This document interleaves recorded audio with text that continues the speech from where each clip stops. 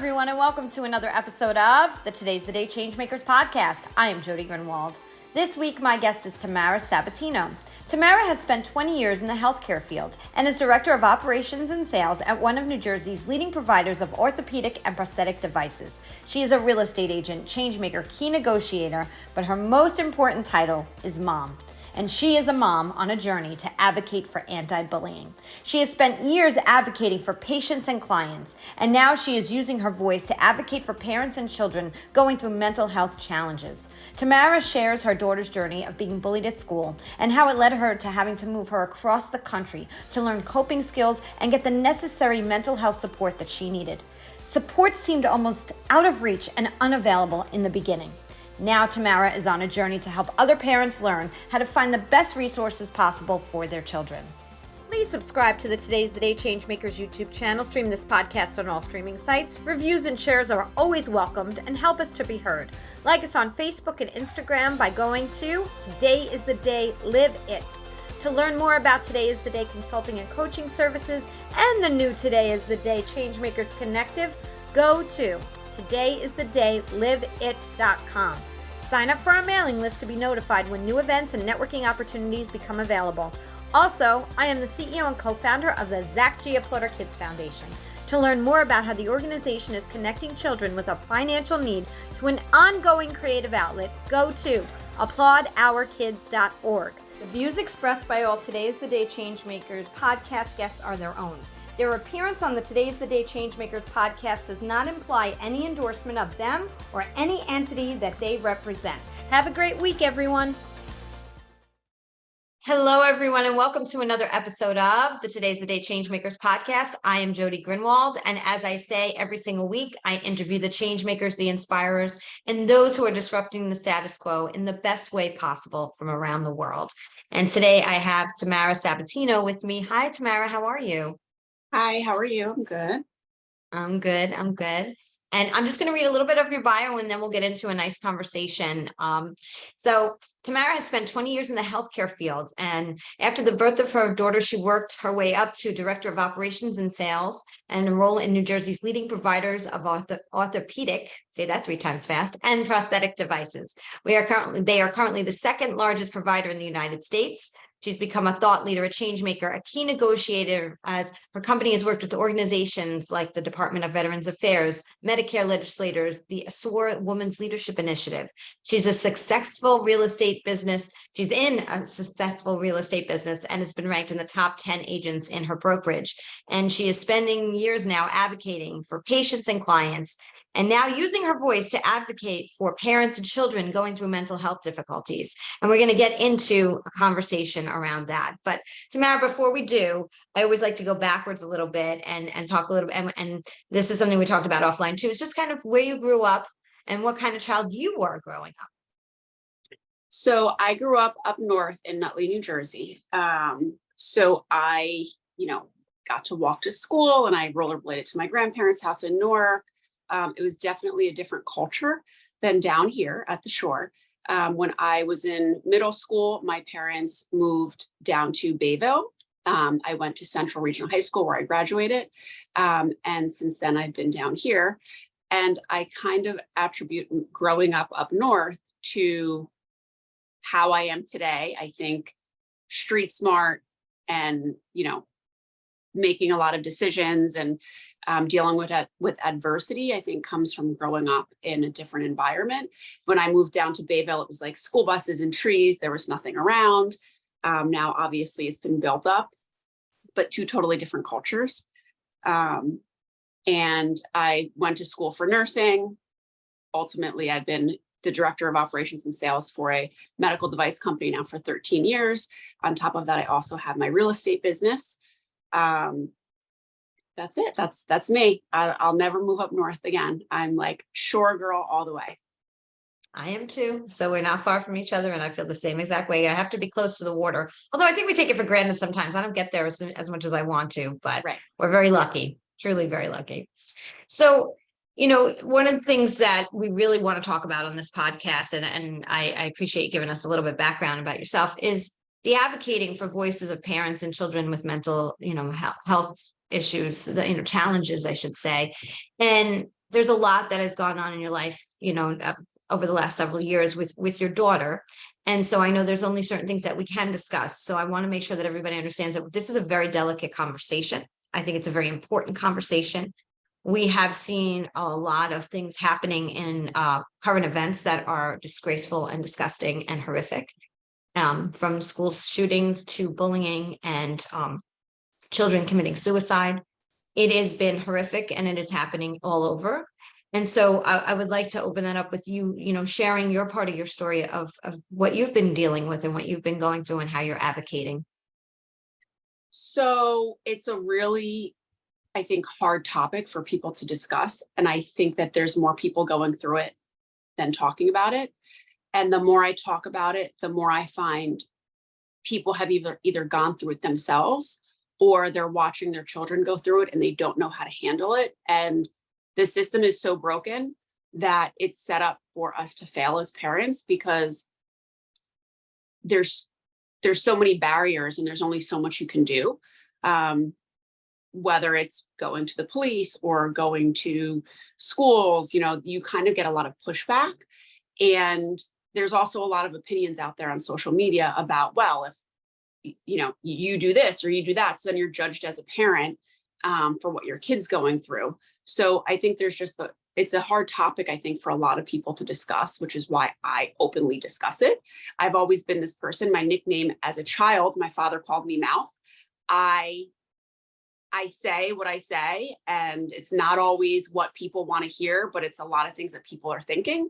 And I've always just tried to be transparent and honest about that, because I think it definitely helps other people. And the more I talk about it, the more messages I get of people thanking me for it. In my daughter's case, she was bullied and harassed for a very long time. It started in school and it carried through at home through social media. And when you see and hear in the news that, like, it's different now, because when we were kids, we went to school, things happened at school, and you went home and it was left at home. It's true. Right now, there are kids who go to school. They don't want to go to school. You're seeing a lot of kids refusing to go to school post-COVID because they got this break from those walls closing in on them with things coming at them 24/7 with judgment and harassment. So they got to stay home for a while with COVID, and then they got put back into school and it started up again. So you're seeing a lot of school refusal. It's very common right now. And a lot of it has to do with the fact that kids are going to school, they're being judged and harassed and bullied on a constant basis, whether it's physically, emotionally, verbally. And then they're going home and they open up their phones and they're scrolling. They're in their room self-isolating, and they're getting Instagram messages, Snapchat messages, text messages. And it's constant and it's heavy for kids to deal with, and it's embarrassing. And there's a lot of shame that comes with that. And they don't want to talk about it, especially to their parents, who are the least cool people on earth. So it's hard. And a lot of parents, they think their kids are fine, or they know there's something wrong, but they don't know how to deal with it. And they go to the educators and the guidance counselors and the administrations of school and, okay, we'll look into it, or, we'll have a talk. It's very passive. So there's a lot going on. And recently I started watching the show 13 Reasons Why. I don't know if you ever watched that. Okay. I have. So yes. When that show first came out, I did not let my daughter watch it, just because I heard a lot of things about it. And now, going through what we've gone through, she has already watched it. My partner and I started watching it recently, and we can only get through one episode without being like, okay, this is enough for the week. Let's pick it up next week. It's so triggering because it is so true to life. It's real. Like, that show is what is happening in your child's life on a regular basis. And if it's not your child it's happening to, it's one of their friends or an acquaintance that they know, and they don't know how to help them. So, it's in every school. And if you don't think it is, I think you're being naive, really. So I think it's important to be having these conversations with other parents and your kids on a regular basis. Even when your kids are telling you things are fine, continue to have those conversations, because it's a major problem. Major.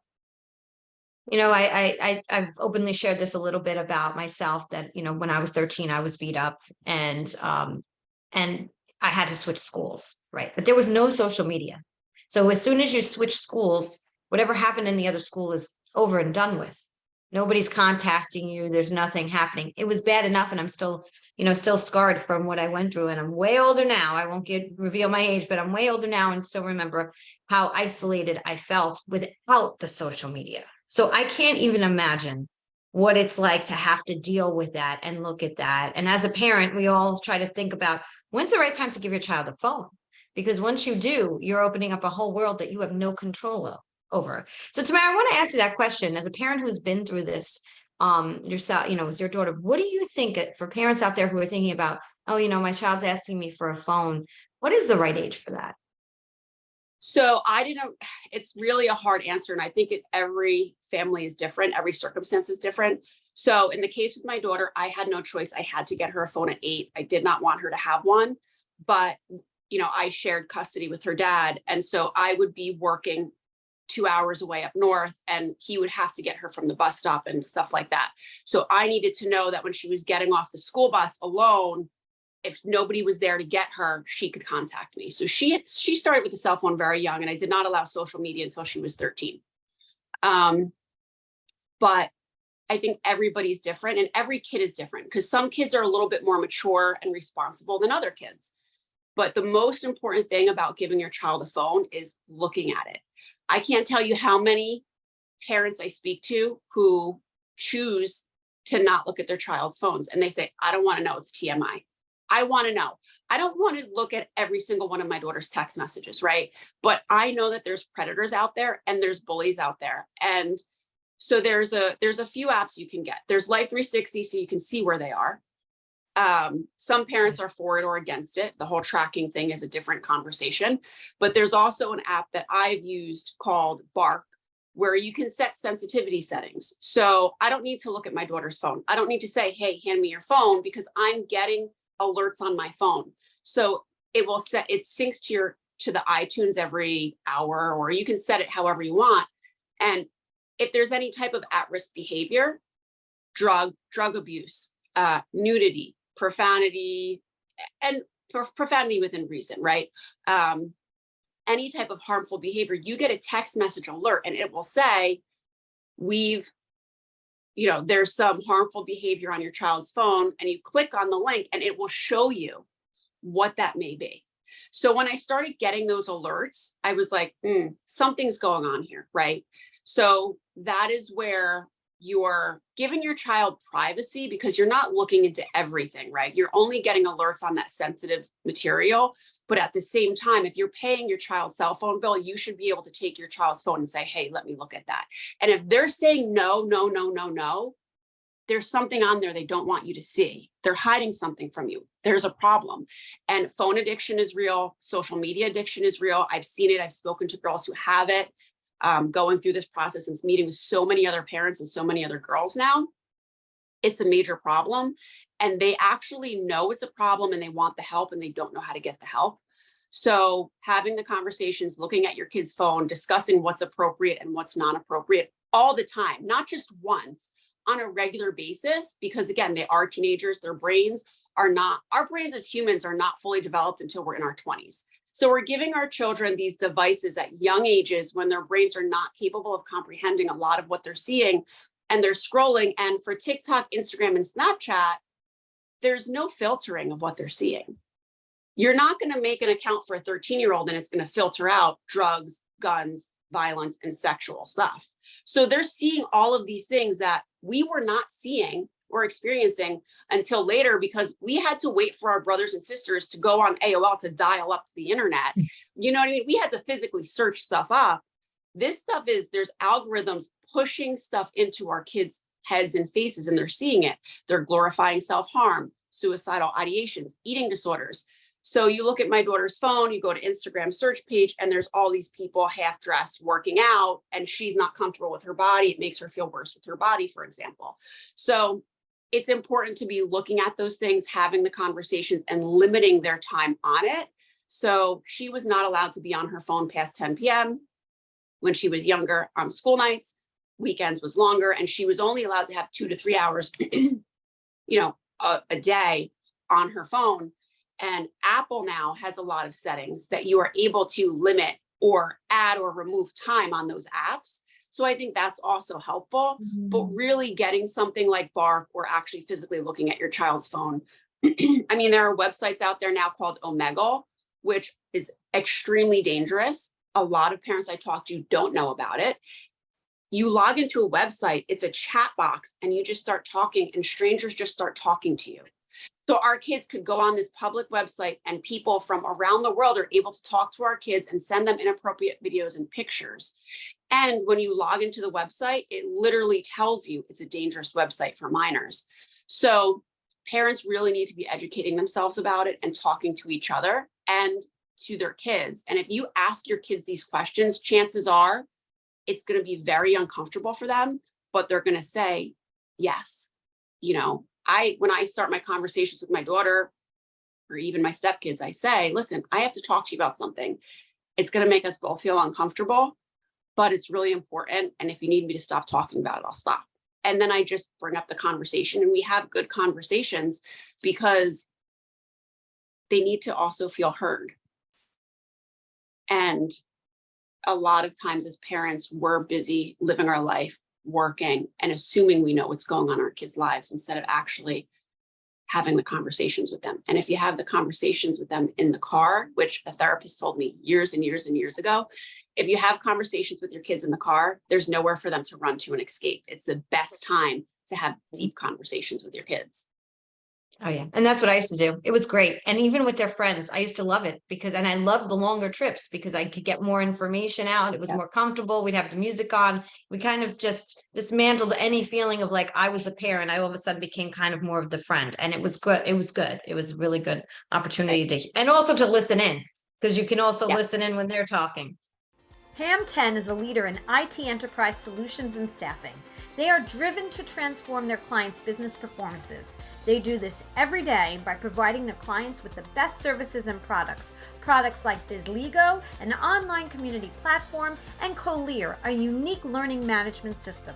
They also transform the lives of women and children through their associated nonprofits, SheTech, which supports women in and joining the technology field, and Softkin, support organization for kids in need. Ham 10, technology for social good. Go to pam10.com for more information.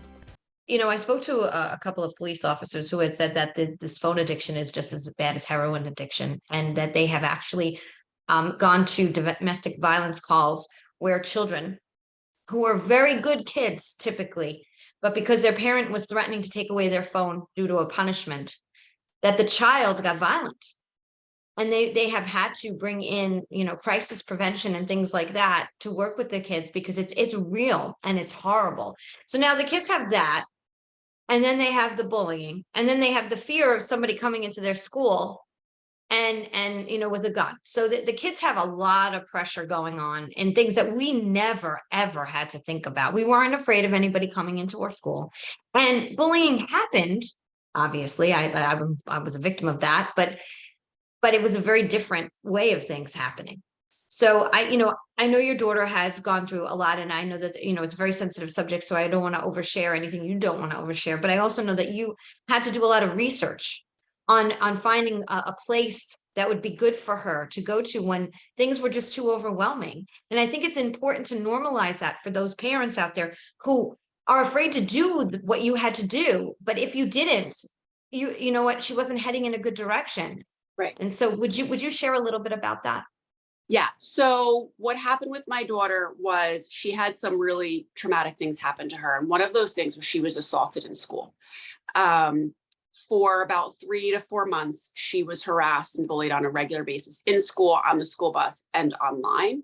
And I continued to go into the school and try to work with them and figure things out. Well, in the case of my daughter, I requested a HIB to be filed numerous times. A HIB is a harassment, intimidation, bullying investigation. The school takes together data, they interview students, and they review it to determine if your child is actually being harmed or harassed or bullied. In her case, they ruled in her favor twice. Unfortunately for her, And the process with most schools is the paperwork, that investigation happens, but it doesn't happen right away. It takes weeks, and it usually sits on a superintendent's desk until the next board meeting. So they're not handled very quickly.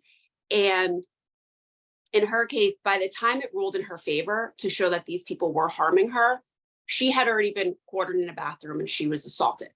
So she was in such a bad place that I knew I had to take her out of the school. I knew I had to get her to a better place because I was so afraid of what was going to happen to her.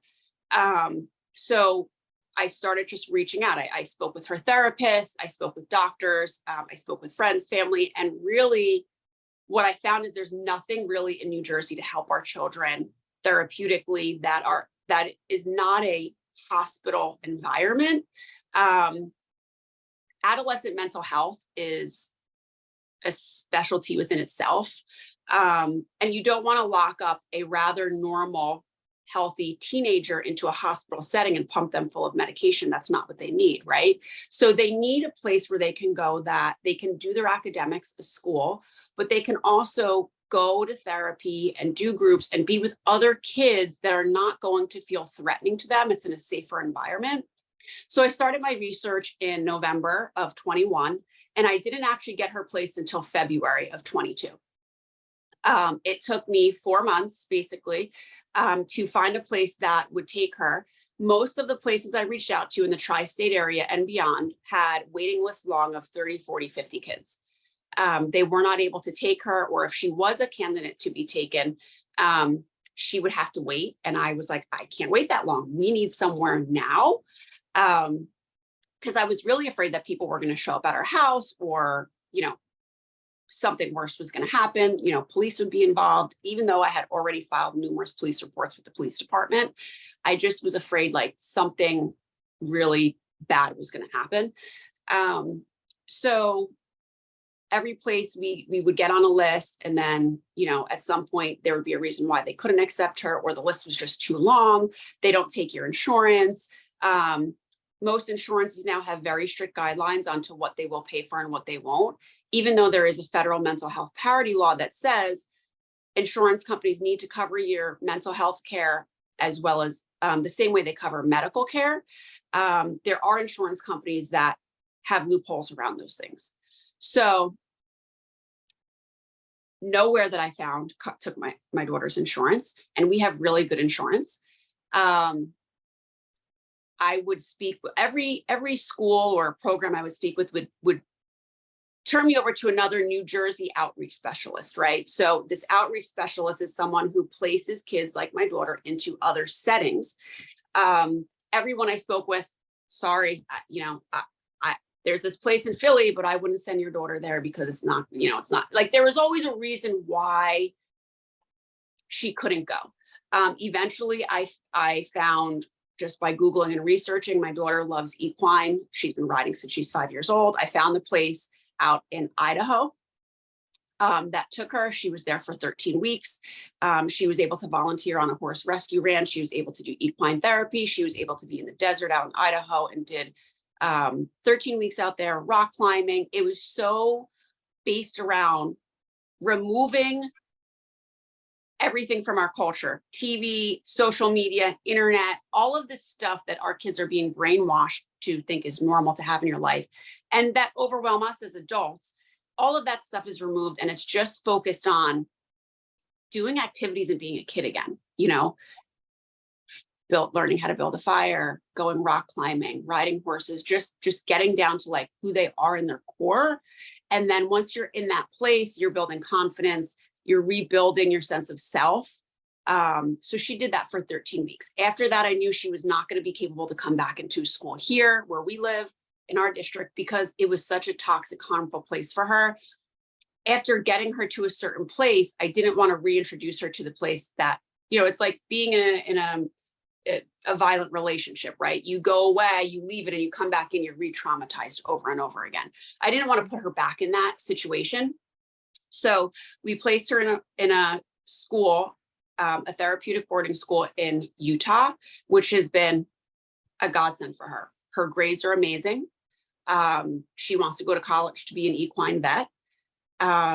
She has made some amazing connections with friends there from all over the place. True connections, not these superficial things, that like, oh, I'm friends with this person because they have a nice car or because, they have a pool. True, genuine connections with some amazing families that we've met. And she gets to ride horses. There's a class there called Adulting 101. She can change a tire. She can do an oil change. They're teaching them life skills that we're not necessarily always teaching our kids at home. And she's in this really good place. And hopefully within the next few months, she'll be coming home. And she may have some high school credits to finish up as a senior here, which we'll cross that bridge when we come to it. But or she may graduate as a senior there. We're just waiting to see what the timeline unfolds. But to get to that point, it took me 4 months to find her a place. I'm now, insurance has covered none of it. So we're looking at probably over $200,000 in expenses based on the two programs, transportation, hotels and Airbnbs, flights. It's extremely expensive. And what I've realized on all the parents I speak with who have been down this road with me is they will sell their house. I know one family who sold their home to be able to afford to put their daughter in the school. I know families who have taken out home equity lines. They've sold their cars, their furniture. I personally have cleared out my 401k. These places are generally not covered by insurance, and you're paying a lot of money to get your child what they need. And most parents don't know about them. And when they find out about them, they can't afford it. Another thing I learned in the process is about education consultants. So education consultants are people who are trained and they travel to all of these schools, all of these programs all over the country. They check out their safety, their academic programs, their therapeutic programs, their cleanliness, if they're accredited, if they're not accredited. So you essentially hire these education consultants to work with you. They learn about you and your family life and your child. And then they go to these programs and they help you place your child in the right program. Because really there's only about 100 to 150 actual programs in the United States.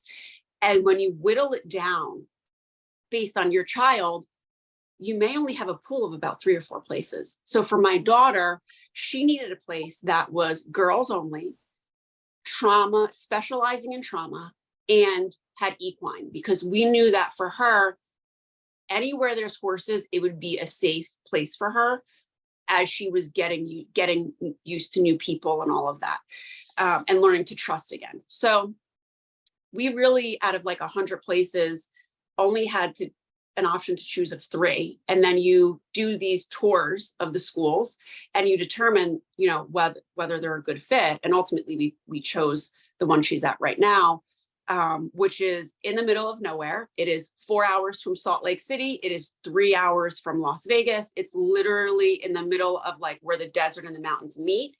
It's absolutely beautiful, but it's not easy to get to. It's probably a 12 to 15 hour travel day one way to get to her.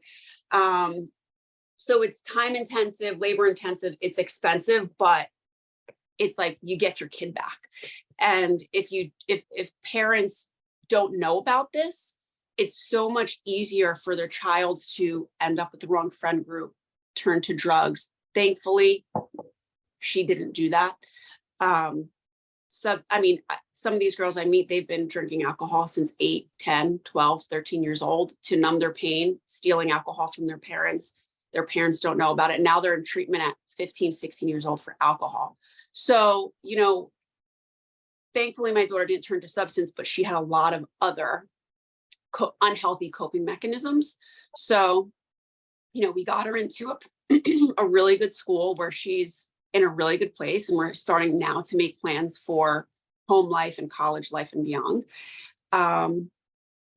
And you go out there every few months and it's not like you just put your kid into school and, you're not doing the work, right? Because there's also stuff at home that has to be worked on.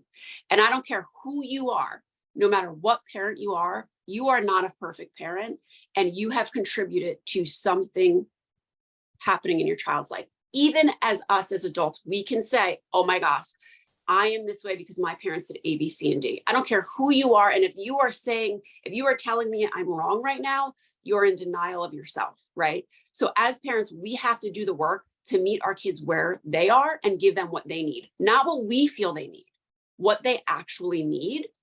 And the only way to know that is to have conversations with your kids. So fortunately for me with this program, we do parent seminars I'd say every quarter. We go out there, we spend a week out there, and we are in a classroom all day long, and we are just learning. We are learning 100% about parenting, about our kids, about ourselves, about our own childhood, just becoming better humans, really, and also parents. And then on top of that, we do family therapy once a week. And then we do individual therapy numerous times. Like I do individual therapy every 2 weeks. She's doing individual therapy probably maybe 3 times a week or something like that.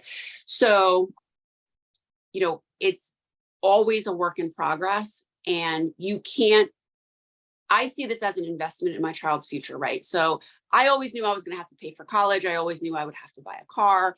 For me, I just did it sooner.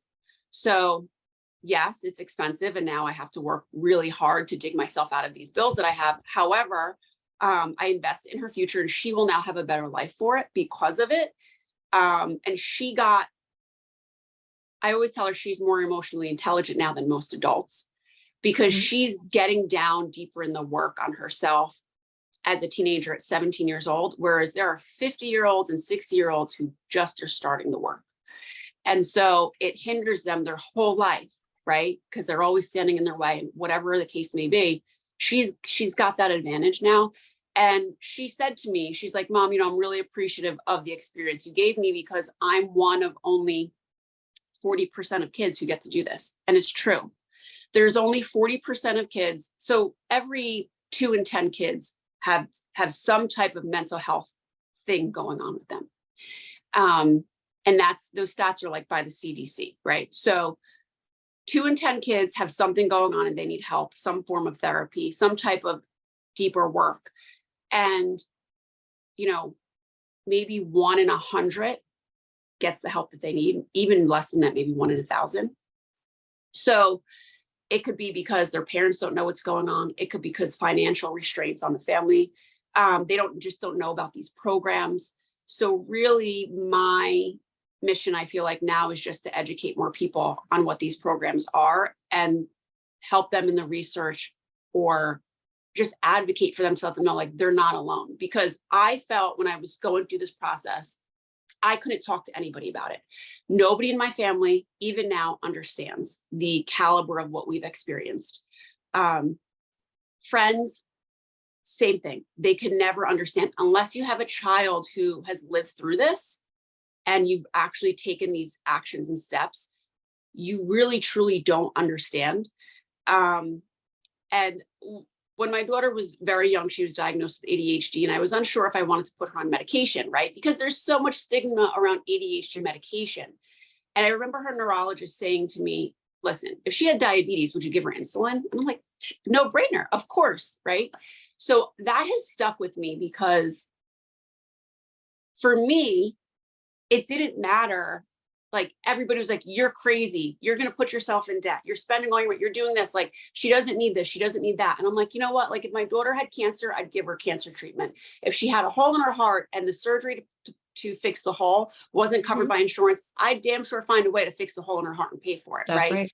If she has diabetes, I'm going to get her the best diabetes treatment she can. Mental health is no different.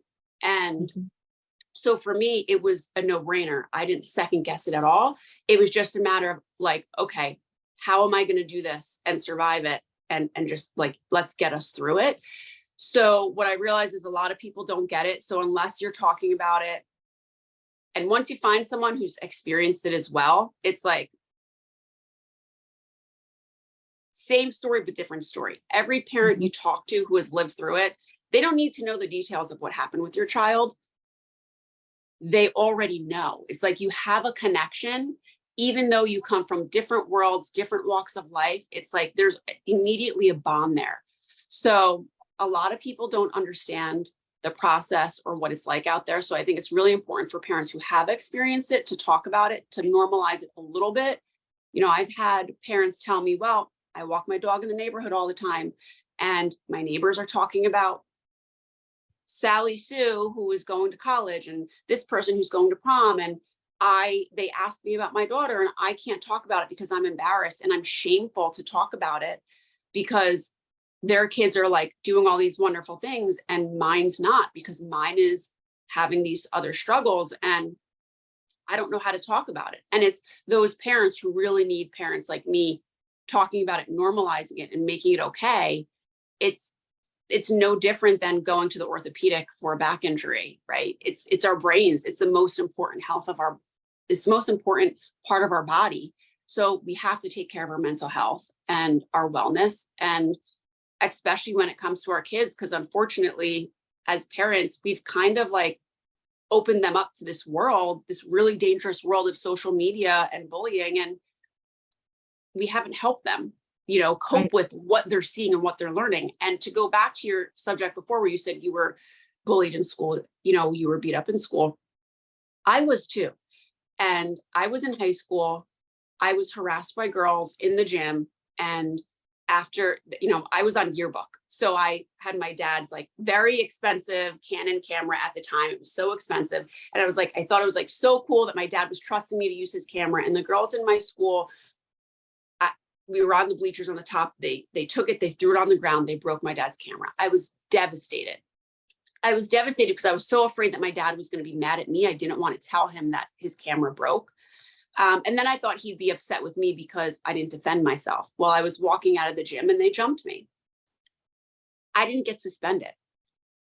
I fought for myself, and I came home and I told my parents what happened, and they were proud of me for defending myself, and they were proud that I didn't get in trouble. But I remember sitting with my principal in school and truly feeling like he cared about what happened to me. And also, I wasn't shamed for it, and I wasn't chastised, and I was not suspended for it. Now, if you get hurt in school, they're not just suspending the person who started the fight and the bully. They're also disciplining the victim. And I think that has a lot to do with it. My daughter was suspended for 10 days because she was assaulted. And I think that's a big part of the problem. And it's like, you're damned if you do, you're damned if you don't. They don't want you defending yourself. Ignore it, come to the principal's office. But then if you ignore it, it continues, it grows, and it festers. If you go to the principal's office, you're a rat, you're a snitch, and you're harassed more. But then if you defend yourself, you're suspended, you're in detention, different things like that. You're benched on the sidelines in the sport. So I think that is another problem where we really need to stop victim blaming and victim shaming these kids, because there are kids out there who really want to do well and who actually want help, and we're not giving it to them. And if we don't change the system, more suicides are going to happen. And Absolutely. We know recently we had that happen in our area, and it is horrible and horrific. And I don't understand. I wish somebody would explain to me how they think it's the right thing to do to discipline the victim. It makes no sense to me whatsoever. And you give the child, like you said, their frontal lobe is not developed until they're 25 years old. So their coping skills are, just the way you even just described it. If I go to the principal, I'm a snitch. If I do this, this is going to happen. They feel like they have no way out. They're not fully developed. There's no way out for them. Their way out is partying and drinking with their friends and numbing, hurting themselves and numbing, do risky behavior, numbing. They're numbing out. Scrolling through their phones is a form of numbing out. Sitting in your room on YouTube in self-isolation and not coming down, that's a form of numbing out and disconnecting, right? They're disconnecting themselves emotionally from whatever it is they can't handle. So it's a problem. And, I personally fought with our school over her being suspended, but that's the rule in our state now. So both people are held accountable for it. And it's sad because they shouldn't be disciplined, right? We should be disciplining the people who are doing the wrong thing. And we should be rewarding the people who are sticking up to the bullies and trying to defend themselves and, being more sympathetic. And even as parents, here in our house, we teach the kids, like, never start a fight, always defend someone, but when you're beat down on a regular basis, constantly berated all day at school and all day at home on your phones, like it mentally affects our kids. My daughter was shamed for her body. She was told she wants to be like Kim Kardashian because of her body. She was, she's been told numerous times she should kill herself. They were taking videos and pictures of her and they were posting them on the internet. She had no idea they were filming her. So when I say that 13 Reasons Why is real and it's happening and we need to talk to our kids about it, it's true. And we need to be talking about other kids, with our kids about it and with other parents about it. And also, I think that, there's just a disconnect between what parents want to accept, right? There's a lot of denial, not my kid. And I think that's the problem. I've always gone into it like, I'm never going to say not my kid, because I know who I am and I know who she is and I know what we're both capable of. So, we can't ever be in denial, because just as much as our kid could be the bullied person, our kid also has the ability to be a bully. So we have to also take accountability to that and pay attention to those things. And just really get on the internet, do some researches. There's so many good programs out there. Saving Teens is a great program. Sky's the Limit is a great program. There's so many groups on Facebook. The Youth Mental Health Challenge group is another program. So there's so much support out there for parents, but you have to dig for it.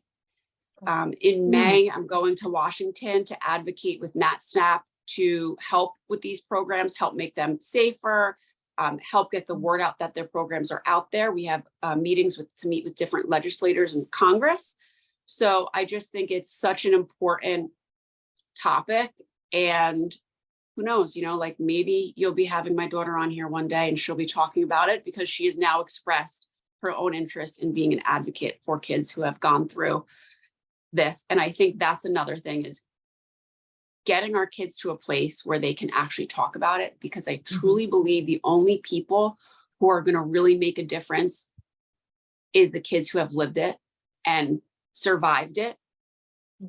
And them speaking to kids, listen, this is what I lived through, and this is why you can't do this, or you need to do this, and this is the importance. So I think it would have definitely a bigger impact if kids were talking to other kids about it.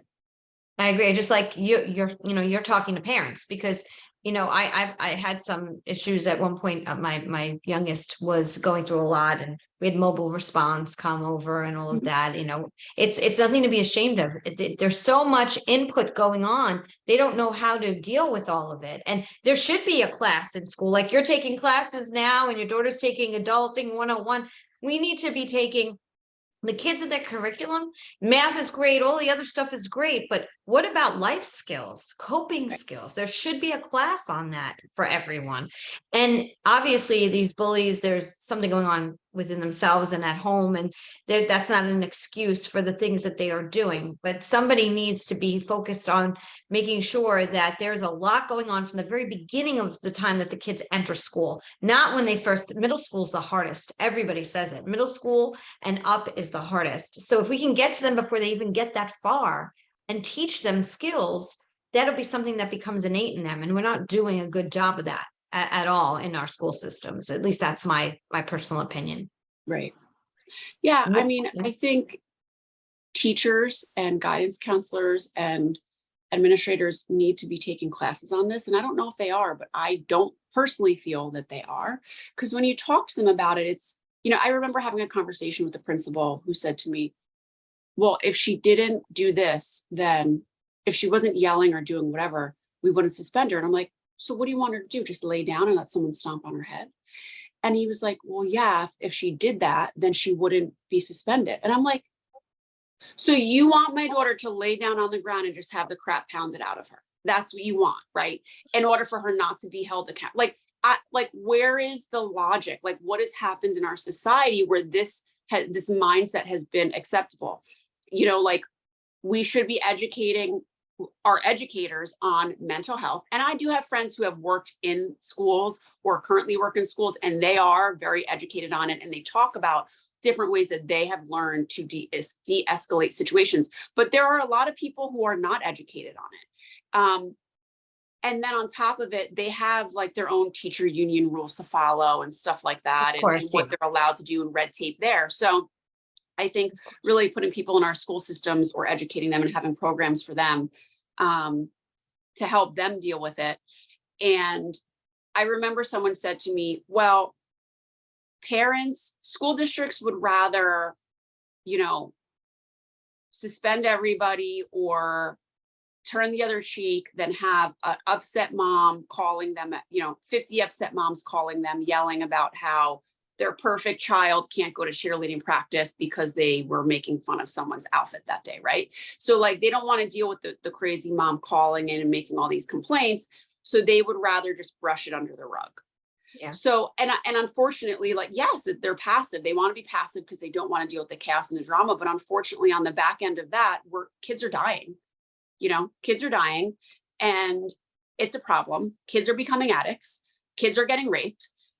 Kids are getting kidnapped. So like, this is a problem, and it's real, and somebody has to address it. And yes, it starts in our homes as parents, but also we need programs in our schools. I mean, if you go to your school and ask for a therapist because you can't afford a therapist at home or something like that, you're going on a waiting list with YMCA for the next 6 months. Your kid's not getting therapy, for months. They're sitting on a waiting list. It's rare that you go into a district and you're going to get someone assigned to you right away. So there needs to be more programs in the budget for this type of stuff in order for our kids to be okay. And if we're expecting our teachers and our school systems to parent our kids, that's not reality. We still need to parent our kids. We need to not enable them. Right. I want to ask you, so there's a parent watching or listening, once this launches right now saying, I don't have $200,000. I don't even know where to start. My household is in an uproar with what's going on. What's the first step? How do they get started? Who can they call? Do you have any advice for those? Because you had a 401, which is amazing. Hey, there's people that, they could be living on welfare. You know what I mean? So what do we tell them? How do we get them the resources that they need? So there's a few ways. There's an education look up education consultants. There's a great one who I personally love. Her name is Fran. She's with Elm Street Placements in New Jersey. She's up north. I believe I think her office is Kearney. There are education attorneys out there that can help. There are programs like Sky's the Limit Fund. Sky's the Limit Fund is a foundation that is basically donations from parents like me and children like my daughter who donate money to help the next kid.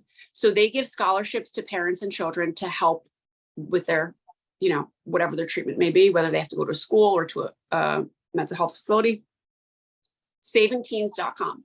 SavingTeens.com is very strict. They research the heck out of programs, and they will award scholarships to children like ours who need to go into programs. They're a huge resource. Go on Facebook, do a search for, parents of teenagers with bullying, parents of, there's a group for Facebook on everything. And generally when you get those parents in there, all you have to do is scroll and read and you'll get the best advice of your life, You could reach out to me. You can contact me on Instagram or on Facebook. I will always give resources. There's so many programs out there that can help. There is also, New Jersey has a program called the Victims Crime and Compensation Fund. That's another resource that can help you. There are programs out there, but you got to dig. You got to be really committed to the work. You got to be really committed to getting your child help, and you got to dig because, again, this is such a new topic where it's not new. It's been around forever, but there's just not enough people discussing it. There is a website called NAP. It's NAP Snap. That they have tons of resources. on different programs. So you really got to research. And when I tell you research, like I said, it took me 4 months and I thought I was losing my mind. It became a full-time job. It was exhausting. I had to take a back seat from my real estate career in order to focus on getting her placed because I could not manage the clients and the business aspects and the commitment I needed to put into finding her what she needed. Right. But you have to really research it, talk to other parents, and don't just go with like the first recommendation. Really research these programs. You know your child better than anybody, and nobody, I don't care what anybody says, nobody is going to advocate for your child the way you do. And you know your child best. Most parents know their child best. I shouldn't say that. Not all parents know their kids, but most parents know their child best. And just research, a lot of research. The resources are there if you really want to get your kid help. And that doesn't mean you're going to send your kids somewhere for free. It's still going to cost you money and you're going to have to work something out. I get parents who call me from Florida, from California, Chicago, pretty much all over. And we're all in the same boat. We don't know how. It's very rare that you're going to meet a parent in a situation that's going to be like, oh yeah, I can afford this. Right. But your home becomes healthier. You become healthier, your child's healthier, and they move on to have a really successful life. And I think that's what it's about. And I think our culture has really created an environment for our kid that as a kid, as a teenager, you already have so many barriers and red tape. But our culture with the phones has really made it so much worse. And the enabling that we do for the people who are really doing harm to our kids. Absolutely. And limiting the time online is really important. Super Their important. minds, their minds are pieces of clay, and they are just, unfortunately, I hear more and more stories of people wanting to even meet up with these strangers that they talk to online. It's a very scary world. And as parents, I love what you said before. You pay for the phone. If you're the parent and you pay for the phone, it is your phone. It is not their phone, right? So at that point, you can't be afraid of, if you're afraid of your child being upset with you, then we have to put on, the big girl or boy pants on and do what we need to do and seek therapy for yourself as a parent as well. Whether you're your child's in a program or not, doesn't matter. Seek therapy for yourself, family therapy for your child. There's no shame in that. It's going to help and could save lives in the more we get and I that think mental health. also the whole therapy thing is more and more now therapists are going out of network and they're not taking insurance. And I hear people say, I can't afford it. Okay. But if you're getting your nails done and you're getting your hair done and you're going to the tanning salon and you're going out for drinks with your friends, if you're door dashing 3 nights a week, you can afford therapy for yourself or your child.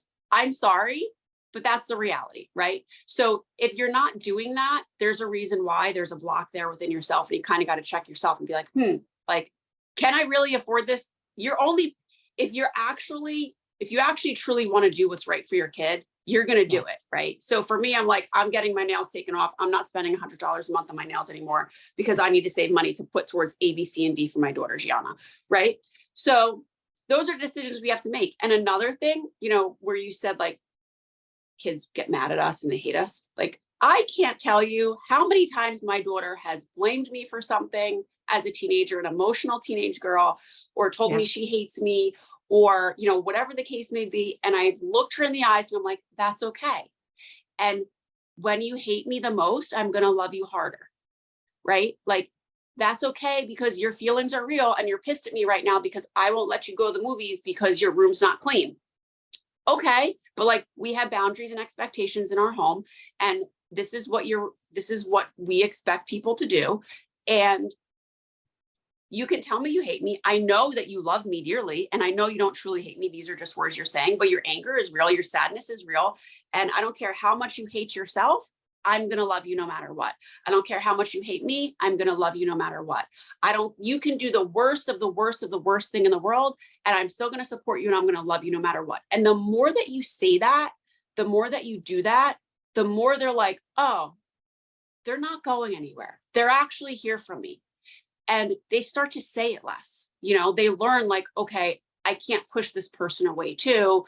They're actually going to love me harder feelings are gross, but okay, now that I know how to feel my feelings, cool. Like my mom actually does really support me and she does have my best interest. And I used to fight with my dad and my mom and be like, they don't know anything about, they knew nothing about me as a kid. Now I talk to my parents and my father's like, I had no idea because I didn't discuss it with him. I didn't tell him these very specific things. You know, kids don't want to disappoint us. They want us to be happy. And one of the hardest things is like, our kids are not responsible for our emotions. They're not. So if our kids feel like they can't come to us for something or tell us something or whatever, it's because they're trying not to hurt our feelings, or they don't want to deal with whatever inappropriate emotional response we may be having towards them. That's right. So we have to really get our feelings in check and really be like, okay, what I want to say and what's appropriate for me to say right now are two different things. And what I want to say and what my daughter needs me to say are two very different things. So we have to really self-check ourselves on a regular basis. Really great example is a few nights ago, we were in our therapy session with my daughter for family therapy, and she was going off the whole time. She talked the whole entire time, which is great. And I said nothing. And when I followed up with her therapist last night, I said, like, she needed to be heard. She needed to say what she was saying and she needed to be heard. She didn't need to hear my opinion. She didn't need me to tell her what she needed to do. She knows what she needs to do. She knows what she's feeling. She just needed to get it out and process it so she can then wake up the next morning and do what she needs to do. And sometimes that's all we need to do with our kids. We don't need to constantly be telling them, you know, every step of what they need to do with their life and micromanaging it, or telling them how they should feel about something, because then they're not going to want to come to us when something really important is going on in their life. Fortunately for me, I don't stop asking a million questions, and you could ask anybody I live with. They tell me I ask too many questions on a regular basis. I get that too. I can proudly say my mother taught me to question everything, so I do. And so I question everything. And because of that, I get the answers. So I know what's going on. You know, I pay attention to the small details and the small red flags. And I think if we're doing that, if we're asking a lot of questions, whether our partner or our kids want to hear it or not, we'll know what's going on. I agree. Yeah, I mean, that's it. Just having conversations. I understand about the questions. I have the same thing. I am definitely, people say, are you the interrogator? No, I just care. If you're asking questions, I really truly believe, you know, you're asking them because you care, you know, so, you know, there's a way to interrogate, but if it comes from love, there's no reason why. And if you can't answer the question, that's a bigger problem. So that's the way I see it. But so thank you so much. I could talk to you for hours. There's so much information that I'm sure other parents wishes you could just download from your brain and give it to them, because when you're in the midst of all of that and it feels chaotic, you don't know where to go, who to turn to, and if anybody else is feeling the same way you are. And so now, you know, my hope is that even if it's just one parent out there that listens to this, or more, obviously, I hope for that as well, that they know that they're not alone and there's someone like you out there who's willing to talk to them and share your information. Yeah, absolutely. I remember when I first was going through this, I was driving home from the gym and I was just processing so much pain and rage and sadness of like what our family was going through, because you never, when you have kids, right, this is not where you think the path that you're going to go on. And I just remember thinking to myself, like, I'm a really strong, resilient, persistent person by nature. That's who I am at my core. I'm resourceful. And if I am struggling with this, if I don't know that I'm going to be able to survive this, what are other mothers doing? How are other mothers who are not like me handling this? And then I'm like, they're not okay. We're not okay. Everybody's not okay, right? What we could post whatever we want on social media. Not everybody is okay all the time. That's the reality. So I'm going to post when I'm not okay sometimes. And that's okay too. It's okay to not be okay. And I just refuse to let this all be for nothing, right? Like I refuse, you know, it's not just her story. Yes, she experienced some really horrific things. And she's on her own journey and her own path, and she has her story, which is why I'm not sharing a ton of details about her story, but it was my story too. I had to legitimately self-check and redirect and really figure crap out for myself as well. And I didn't know I didn't have anyone to turn to really. I mean, listen, I could talk to my parents or my brothers or my friends, my partner. They're all amazing human beings, but people can only meet you where they've met themselves, right? So if they never experienced it on their own, it's so hard for them. They don't know the right words to say. They don't know how to take away your pain or sadness. It's only you and the people who have also experienced it. So I just really refuse to let it all be for nothing. Right? It's got to help somebody. So that's why I'm talking about what I'm talking about.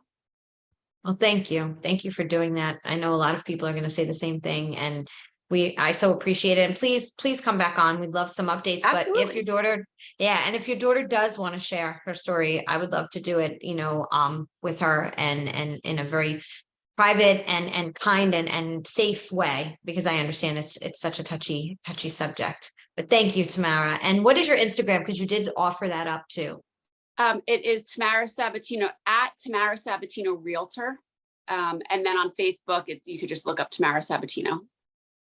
Wonderful. Wonderful. Well, thank you so much for your time. Any last words before we go?